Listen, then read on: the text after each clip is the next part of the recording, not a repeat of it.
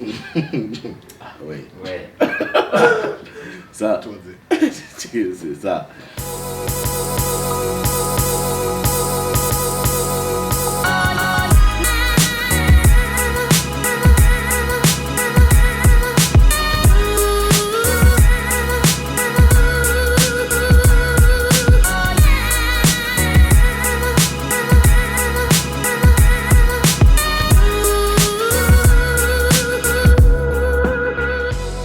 Episode 24, part 2 of Kenya's premier sports video podcast, the Three Quarters Podcast. And if you can't say that, 3QP will fly by with us, that's alright. Today being the 14th day of May 2017, we are shooting from Kilimani and we want to thank our hosts for giving us this opportunity to shoot episode 24. Episode 24, of course, will be dropping within the course of the week on Facebook and on YouTube. So make a point of actually sparing some time to catch episode 24. As always, we want to thank our fans, our viewers, our subscribers, our followers. We don't take it for granted that you guys spare some time each and every week to watch an episode of the Three Quarters Podcast.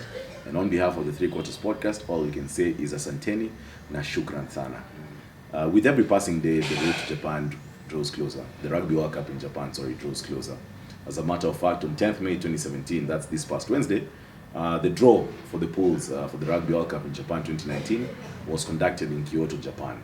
It is as a result of this that we've started the Road to Japan hashtag to sensitize guys first about the game of Rugby 15s and second to garner support for the Kenya Simbas as they embark on their World Cup qualifiers. They begin with a game against Uganda in Nairobi, then take on Senegal and Tunisia in Nairobi.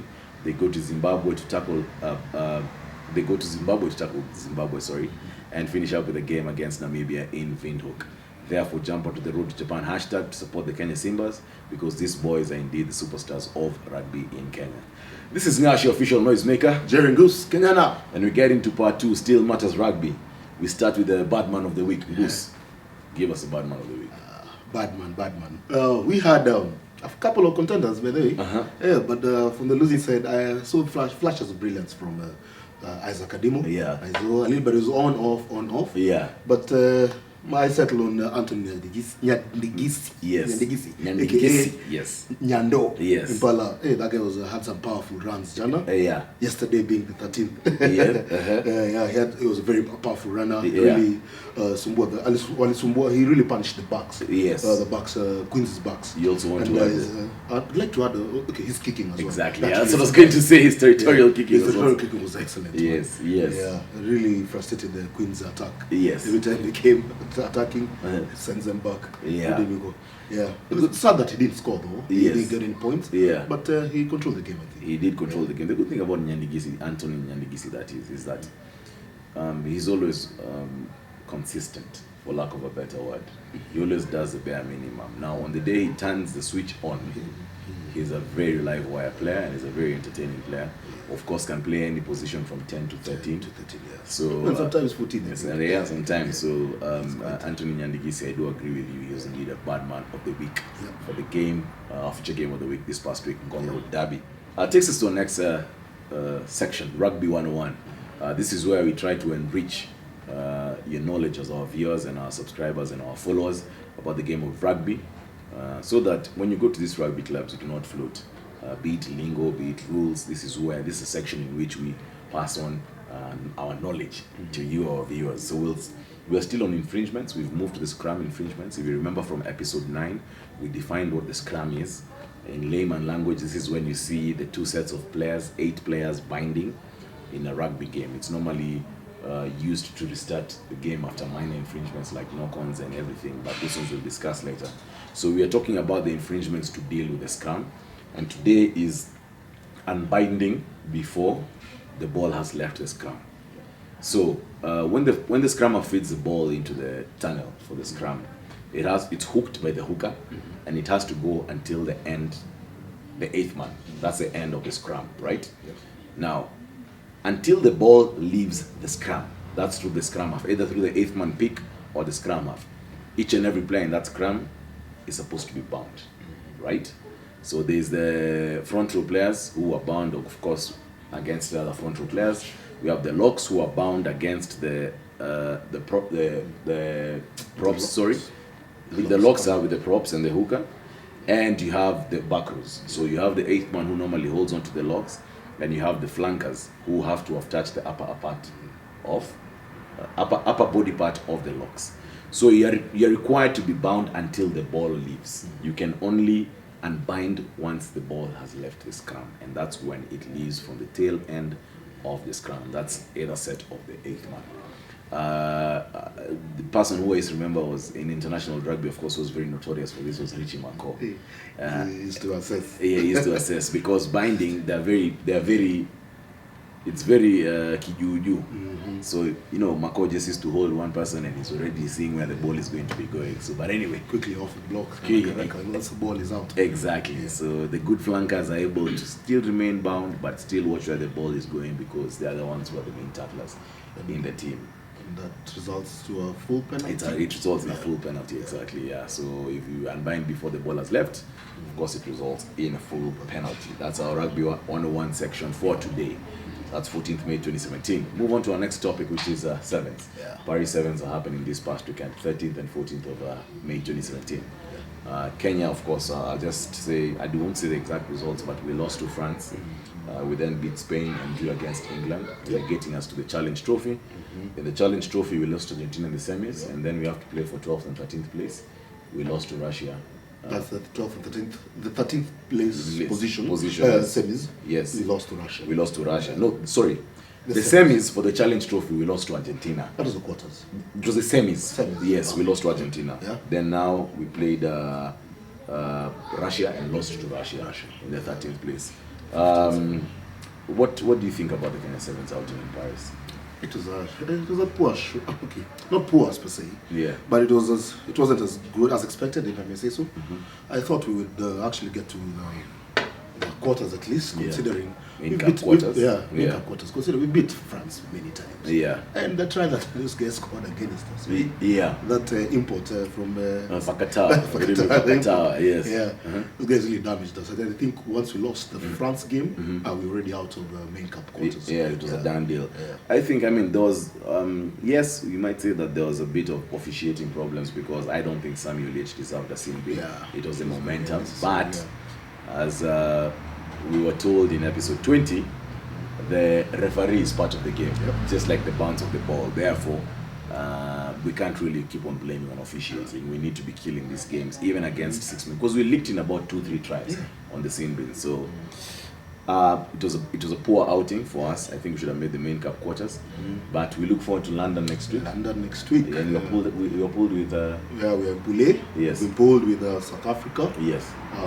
United States of America. Yeah. And then Wales. It's a very hard. That's a tough pool. That's gonna be a very tough pool. But anyway, we just wait from the 3 quarters podcast to the Shujaa team.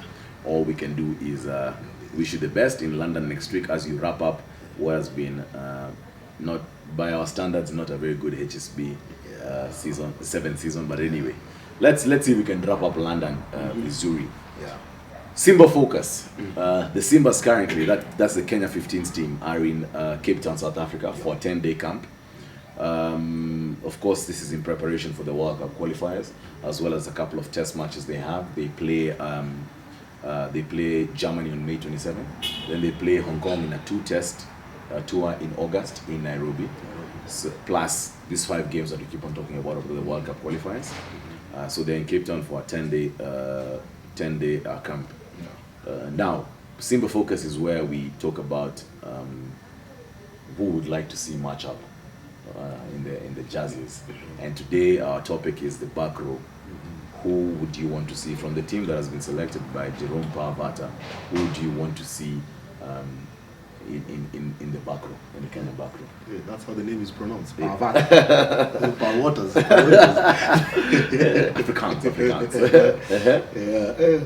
My back row. Yeah. Choice. What I'd like to see. I'd like to see at 6 maybe Machanje Edwin. Yeah. I'd like to see Machanje Edwin at 6. Yes. 7 Davis Chenge. Yeah. Of course, right now he's the captain for the tour. Yes. And at 8, of course, Chisanga. I'd like to see that beast playing Kidogo. Yes. Yeah. Joshua Chisanga. Of course, Joshua Chisanga plays for the Newcastle Falcons. Yeah. and they did not make it for the playoffs in the Aviva Premiership in England. So they finished 7th. So the union has already requested Newcastle Falcons for the release of Joshua Chisanga, so that he can come and be a part of the Simbas games this international season. And it's actually good to note that Chisanga has actually communicated and said that yes, he would like to be a part of this. So that means for me, I'd like to see Davis Chenge at 6. I'd then go for Martin Owila. Yeah, at 7, KCB.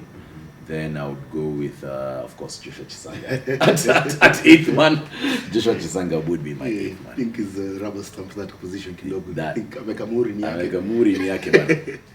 Aya, tukimaliza Simba focus, we move to the next thing, World Cup. The World Rugby released the pools. The draw was conducted in Kyoto, Japan, and the pools are already out. I'll read them out real quick. Pool A: Ireland, Scotland, Japan, winner of Europe, and the playoff winner in Europe. Pool B: New Zealand, South Africa, Italy, Africa 1, and the winner of the ref charge. Africa 1, let's insert Kenya. Pool C: England, France, Argentina, winner of the Americas, most likely United States, and Oceania. Pool D: Australia, Wales, Georgia, Oceania 1, and Americas 2. Now, if Kenya qualifies, we land in Pool B against New Zealand, against South Africa, and against Italy. What do you think about the draw that has been conducted so far? I think the biggest topic has been South Africa dropping to 3rd in terms of seeds, and therefore being pulled together with New Zealand. What do you have to say about how the pools have come out so far? Hey, this draw would be tough for us should we get there. Landing in Pool B, then beaten guys, New Zealand, Kings of Africa, South Africa, of course. But I think it will be much needed exposure to face these big guys, the big boys of rugby. It will be tough. It will be really, really tough. Definitely. At least we should score at least 1 or 2 tries. No, we can because but because I was going to say, you see, in Rugby World Cup 2015, Namibia lost to New Zealand 56-13. Which is not, it's a decent scoreline against New Zealand. And it is improving, because if you look at the 2003, how they performed, and they were well up to 142. That was Australia. Look at that shit. Look at that stuff. And then now come 2015. A very small margin against New Zealand. So I think we really, really need to get there and face these big boys. Maybe in the future we'll even have a chance to join Rugby Championship. Exactly. You don't know. But anyway, it starts with one small step, and hopefully, if we do face these boys, if we qualify and face these boys, therefore we can be able to raise our standards. Because in all honesty, I think pound for pound, we've been able to beat these guys in 7s. Pound for pound, I think we are excellent. But anyway, that's only if. Of course, join the Road to Japan hashtag to get support for these guys so that they can end up at the Rugby World Cup. Quick fast, I'll go through the Super Rugby results for week 12. The Blues beat the Cheetahs 50-32 on Friday. We had the Brumbies lose to the Lions 6-13. We had the Crusaders beating the Hurricanes 20-12. We had the Rebels lose to the Queensland Reds 24-29. We had the Bulls lose to the Highlanders 10-17 in a very pulsating game. We had the Kings beat the Sharks 35-32, and we had the Jaguares or the Jaguars lose to the Western Force this morning 6-16. As always, we remind you guys that we have the 3 Quarters Podcast Fantasy League. Therefore, the code and the URL should be running at the bottom of your screen right now. Make a point of joining, na tuone kama hii kelele ni kelele tu ama watu wanajua ku manage teams. Juu watu wana kelele mingi lakini mdomo tu ndo wako nayo bana. That has been episode 24, part 2 of the 3 Quarters Podcast. I was always ask you guys to like our Facebook page, to subscribe to our YouTube channel, and follow us on Instagram. Before we go, we'd like to wish a happy Mother's Day to all the mothers out there. Na pia wale wako na mama. Happy Mother's Day. This is Ngashi, official noisemaker. Jerry Goose, Kenyana. Stay tuned for episode 24, part 3.